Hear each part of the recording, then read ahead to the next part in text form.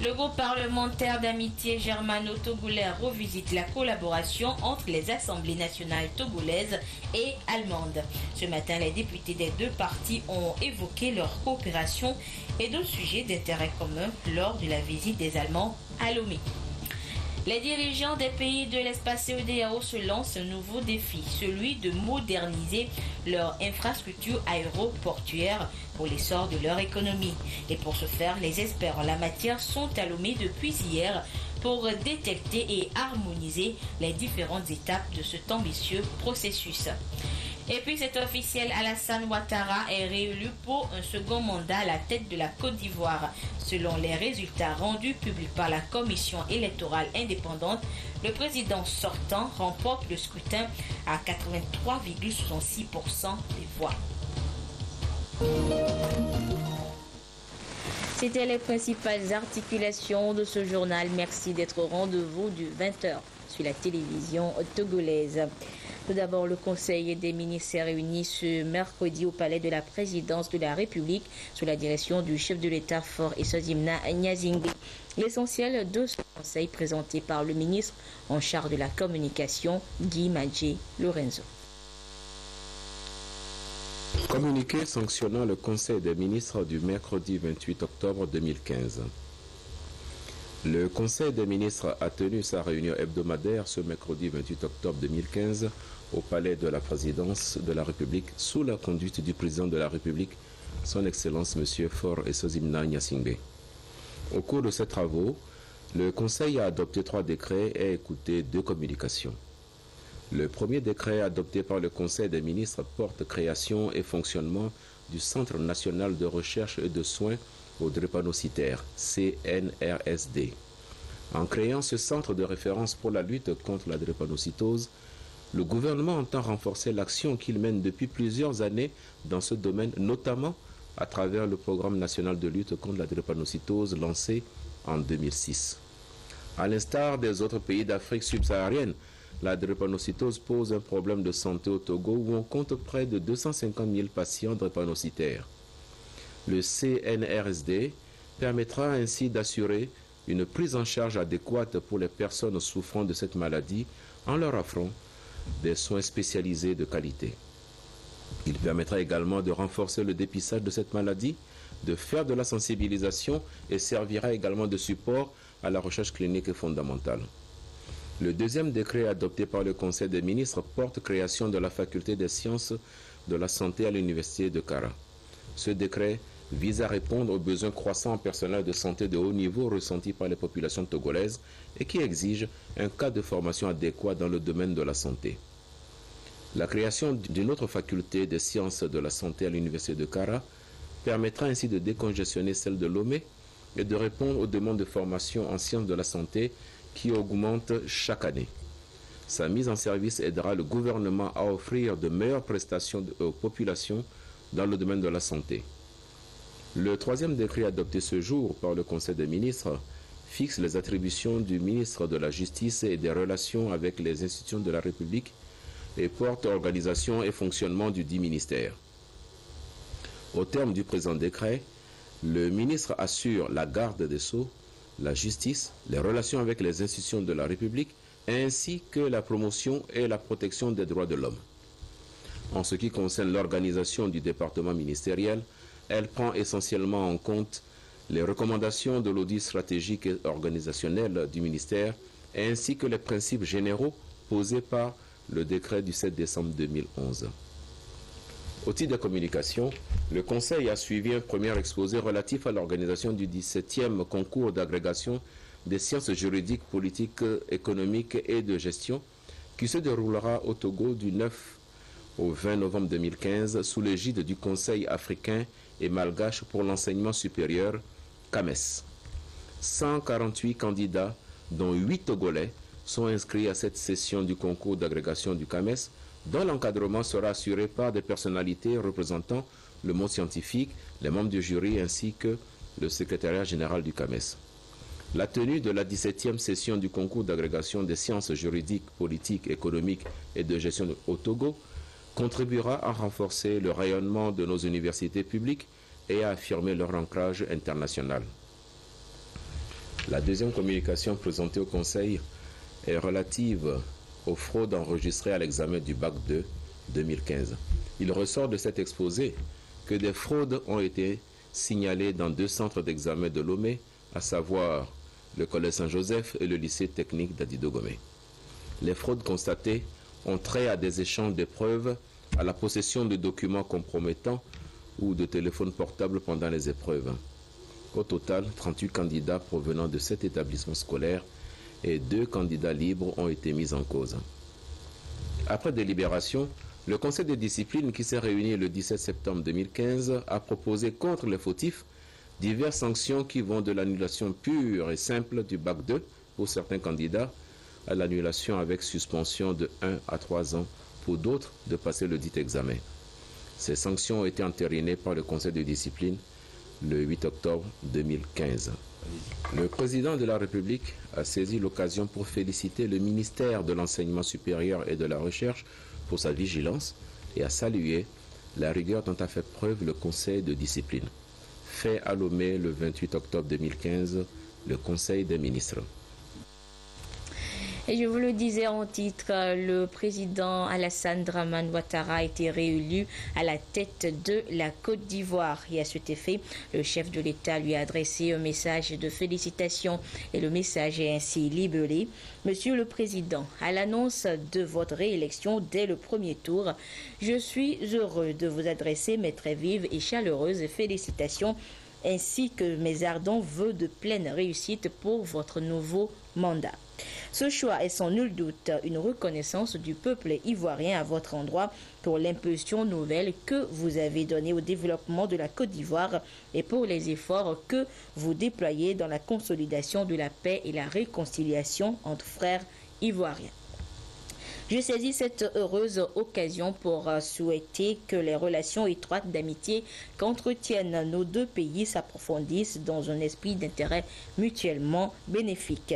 Je me réjouis également de pouvoir continuer par fortifier avec votre Excellence une vision commune au service de notre sous-région. Vous réitérant mes vœux les plus sincères, je vous prie d'agréer, Monsieur le Président, les assurances de ma très haute considération. Et c'est signé Faure Essozimna Gnazingbe, président de la République.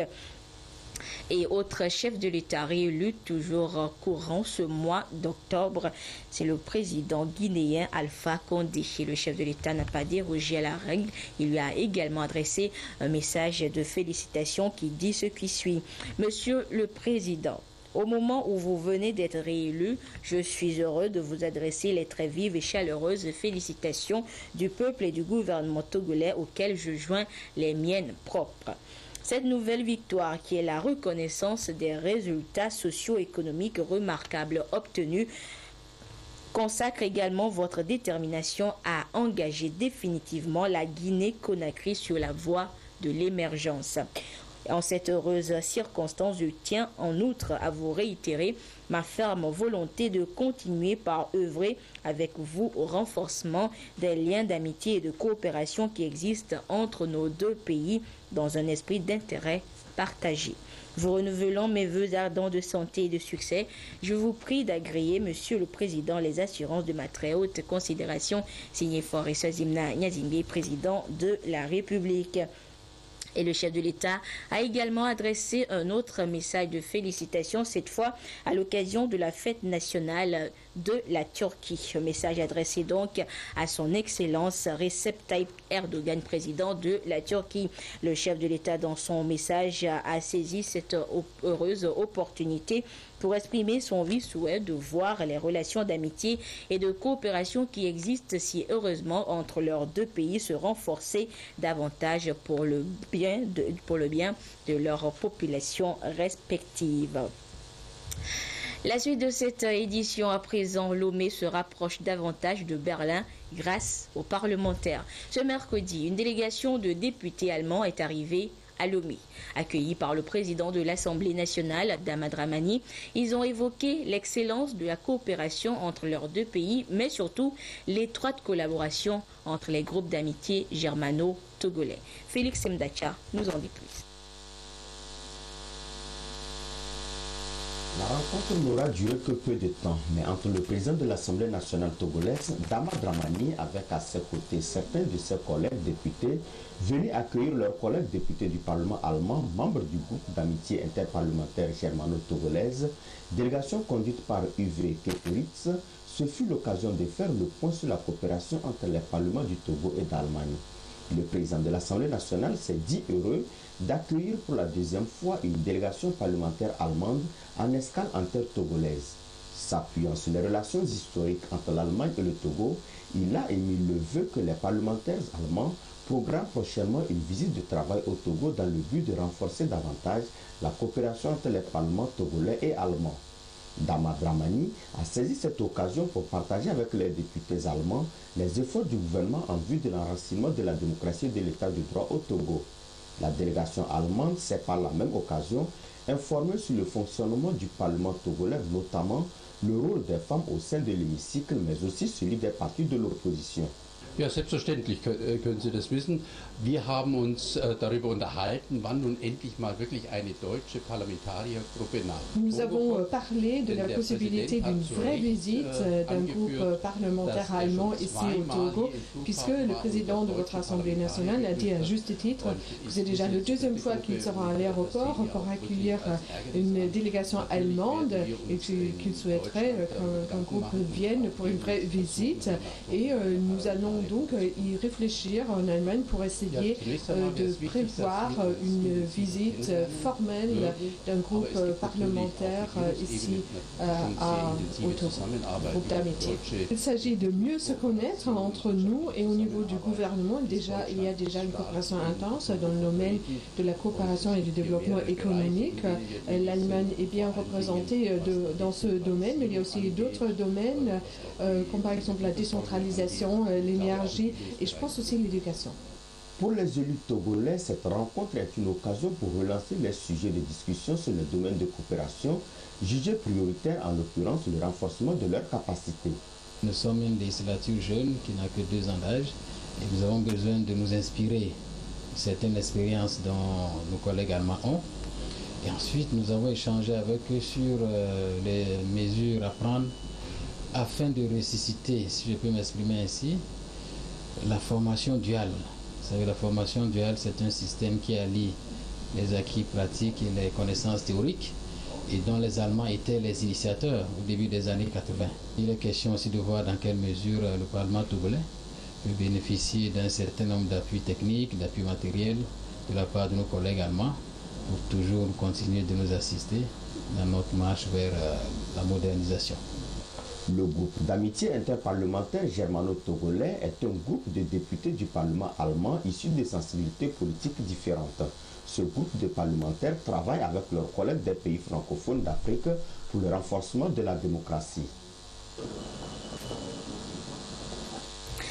La qualité des aéroports dans l'espace CEDEAO a retenu l'attention des experts en développement d'infrastructures aéroportuaires. Ils tablent sur d'abord l'état des lieux des infrastructures existantes et le processus de leur modernisation. Désiré Dagbouvi, Esther Laclé nous en disent plus. Le secteur du transport est un des facteurs clés dans le processus de l'intégration régionale et demeure un élément essentiel pour la croissance économique et le développement des États. Les pays de la CEDEAO restent toujours confrontés à d'énormes défis dans ce secteur. Des études ont en effet démontré que l'Afrique enregistre 12% des accidents aériens.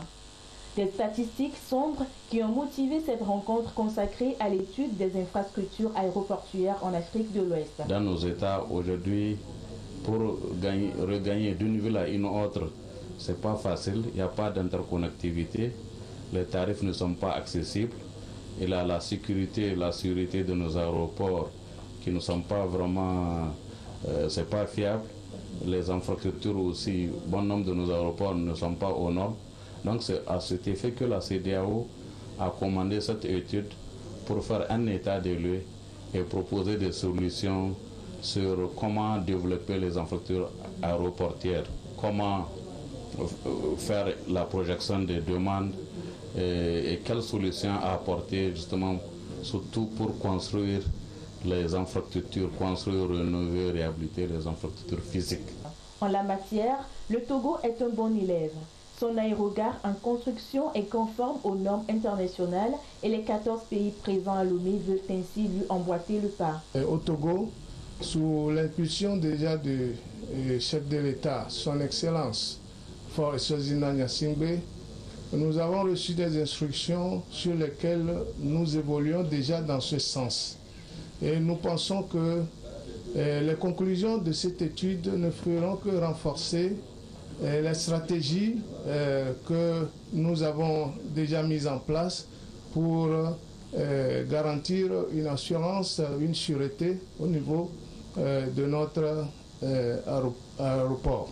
La rencontre cadre avec la vision 2020 de la CEDEAO, à savoir assurer l'intégration régionale. 350 millions de dollars seront à cet effet déboursés chaque année en faveur du secteur à partir de juin 2016. Face aux obstacles liés à la scolarisation et à l'intégration professionnelle des jeunes filles, le gouvernement togolais a mis en place plusieurs stratégies pour faire de la femme un vecteur inconditionnel du développement. Et pour soutenir ces actions, la cellule focale genre du ministère de l'Enseignement supérieur étudie les causes pour trouver de nouvelles stratégies afin de réduire les disparités liées au genre. Dodouare, Medina, Bacha Salani.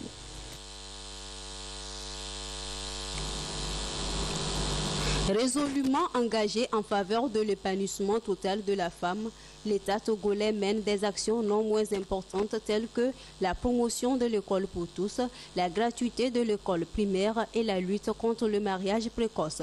Pour consolider ces actions, les femmes du ministère de l'Enseignement supérieur réfléchissent à d'autres stratégies, surtout dans le domaine de la scolarisation de la jeune fille.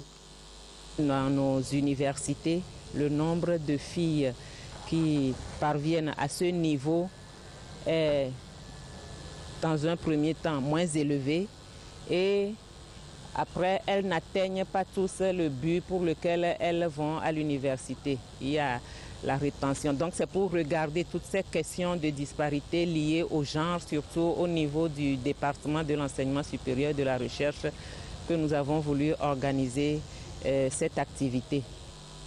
Les mesures du gouvernement visant la scolarisation et la rétention des filles à l'école ont certes changé les données, mais des défis majeurs restent à relever. Je voudrais donc dire que nous sommes tout à fait en accord avec l'orientation qui est ici donnée, parce qu'en accord avec la vision du chef de l'État et du gouvernement, il s'agit de repositionner la femme comme partenaire privilégié, comme vectrice inconditionnelle du développement, en faisant ainsi de la lutte contre la disparité liée au genre un défi et une priorité nationale. La cellule focale genre, à travers cette journée de réflexion, entend éveiller davantage la conscience sur le phénomène de la disparité liée au genre et donner plus de visibilité à la femme togolaise. Le ministère en charge de la promotion féminine veut combattre les violences basées sur le genre. Et ce sont les leaders traditionnels et religieux qui sont mis à contribution pour la réussite de ce projet. Depuis hier, ils prennent connaissance des différents argumentaires élaborés par le dit département. Arnaud Kili. Les argumentaires élaborés sous forme de plaidoyer par le ministère de l'Action sociale mettent en exergue d'une part les pratiques traditionnelles et religieuses valorisant le statut de la femme et d'autre part celles qui constituent les sources de discrimination à son égard. Aujourd'hui, les leaders traditionnels et religieux sont les premiers à partager le contenu de ces documents en vue de leur vulgarisation. Et il faut que nous arrivions à sensibiliser notre population, surtout nos femmes et filles, pour que cela puisse arriver dans tous les contrées du Togo. Parce que, vous savez, nous avons nos traditions à nous que nous ne maîtrisons pas. Aujourd'hui, on évolue. Ces argumentaires sont composés de 3 parties. Dans la première partie, il s'agit des relations socio-éducatives et communautaires. Dans la deuxième partie, il s'agit de la relation homme-femme. Entendez par là la vie au foyer, la vie familiale, la relation entre parents-enfants et entre enfants et parents. Dans ce cadre également, il est relevé beaucoup de versets, et beaucoup de paraboles culturelles qui sont pour un respect mutuel entre les parents et les enfants. Et dans la troisième partie, il s'agit de l'équité genre. Et dans cette dernière partie, il s'agit essentiellement de l'héritage et du veuvage. Et il est relevé également comment les femmes, les hommes, les filles et les jeunes garçons doivent être traités d'une manière juste et équitable. Le ministère de l'Action sociale est soutenu dans ce programme par le Fonds des Nations Unies pour la population UNFPA qui œuvre pour la promotion des droits humains. Le ministère espère que les échanges engagés permettront d'identifier les meilleures stratégies pour une réponse préventive efficace contre les violences faites à l'endroit de la gente féminine. Et ce sont souvent les femmes qui bénéficient des différents programmes d'alphabétisation. Les autorités en charge de cette éducation non formelle veulent l'améliorer pour permettre à ces bénéficiaires d'être tout aussi épanouis que ceux de l'éducation dite normale. Pour cela, les acteurs du sous-secteur sont réunis depuis hier à Lobby. Les précisions avec Eric Djanikpo et Arnaud Kili. Au cours du Forum mondial sur l'éducation tenu à Dakar en 2000, les pays africains se sont engagés à assurer à la fin de l'année 2015 une éducation de qualité à tous leurs citoyens. Au Togo, des efforts ont été faits pour répondre aux besoins éducatifs des jeunes et des analphabètes en vue d'atteindre ces objectifs. 15 ans après, beaucoup de documents sur la qualité de l'éducation ont été élaborés, mais il reste peu connu des acteurs. La rencontre de Lomé, après celle des autres régions du Togo, s'inscrit dans une vision de dissémination des grandes lignes de ces documents stratégiques. Nous parlerons au cours de ces ateliers d'une dizaine de documents stratégiques, notamment le plan sectoriel de l'éducation, qui est le grand cadre dans lequel nous élaborons nos documents, qui s'inspire de la SCAP, qui est le document de mise en œuvre de la politique du gouvernement. Il y a la stratégie nationale d'alphabétisation et d'éducation non formelle.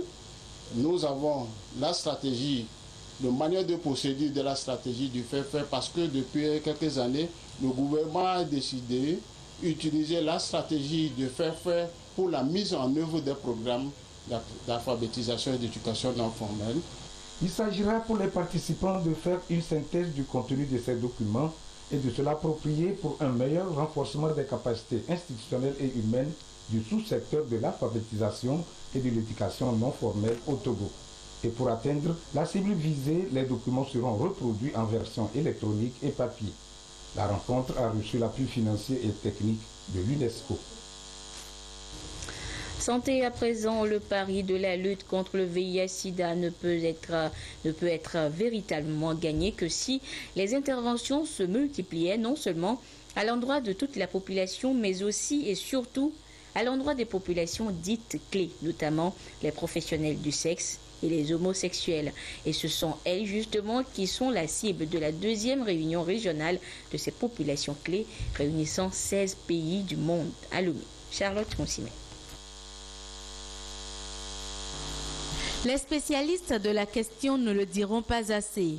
15 années après la mise en œuvre des objectifs du millénaire pour le développement, la courbe de la pandémie du VIH-Sida a chuté, mais il ne faut pas baisser la garde.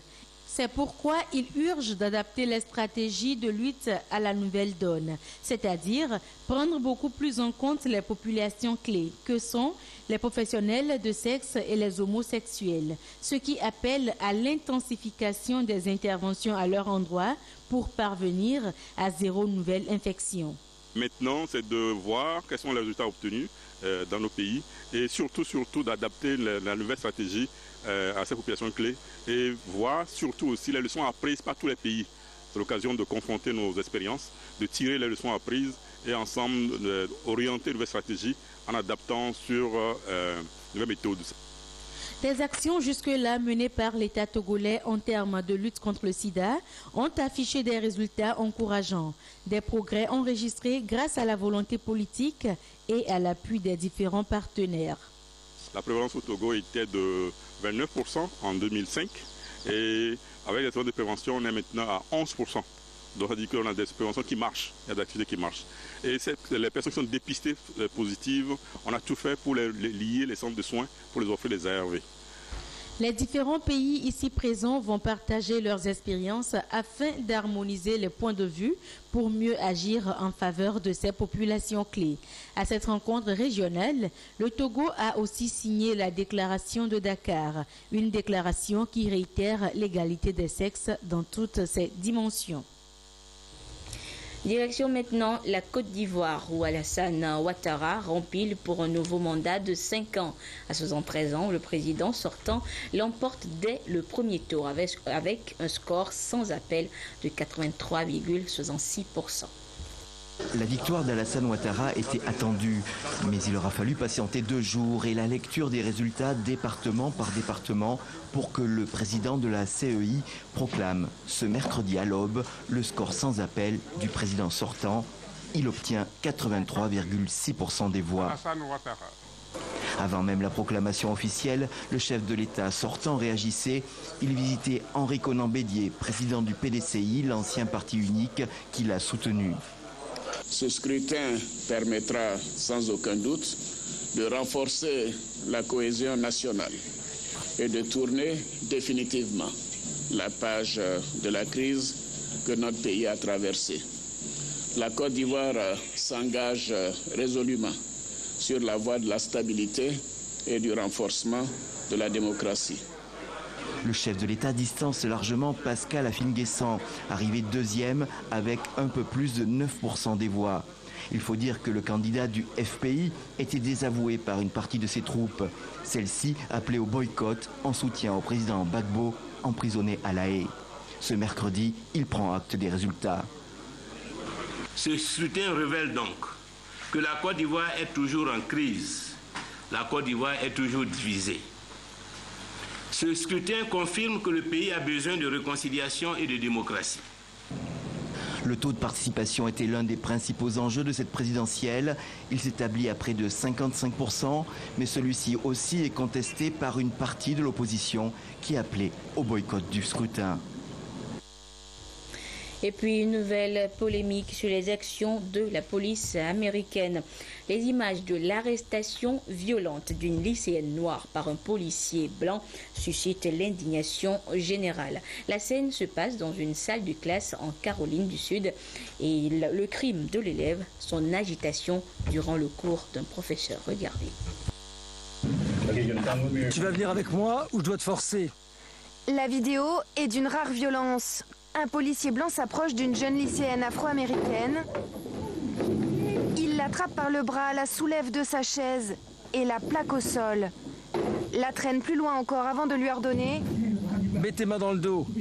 Probablement pour lui passer les menottes. Les autres élèves semblent tétanisés. Certains filment avec leur téléphone ces images qui créent la polémique. C'est très alarmant et très inquiétant sur ce qui peut se dérouler à l'intérieur de nos écoles.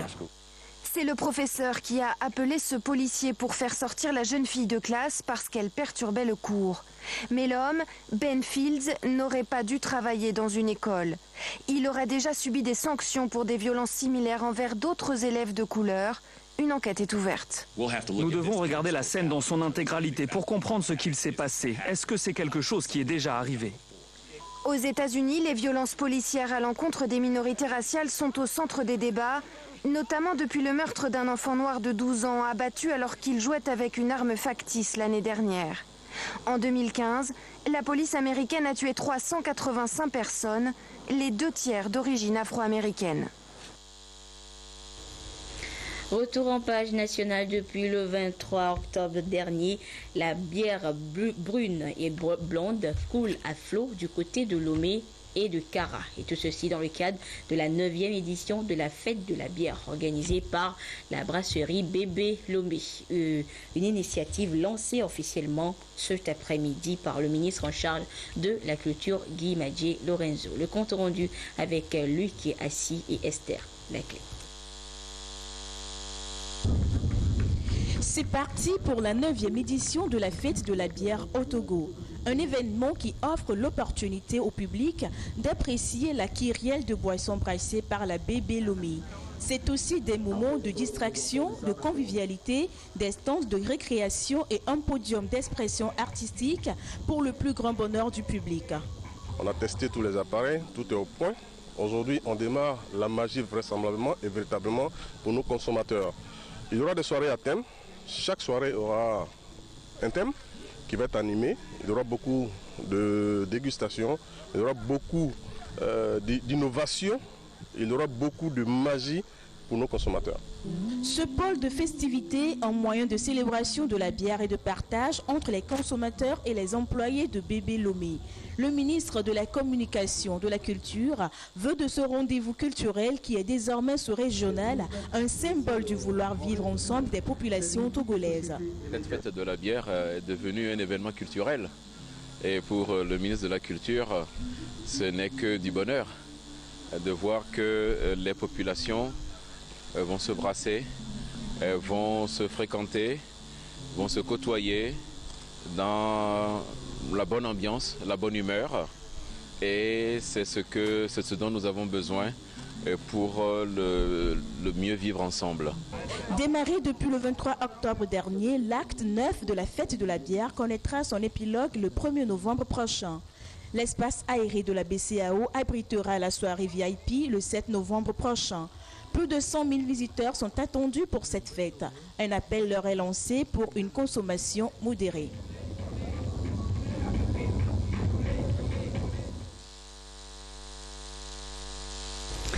Et c'est sur ce rappel que se referme cette édition. Merci à vous qui l'avez suivi, où que vous soyez, grâce à la télévision togolaise. À 22h30, vous serez en compagnie de Edem Soussoupo pour la dernière édition du journal. Au revoir.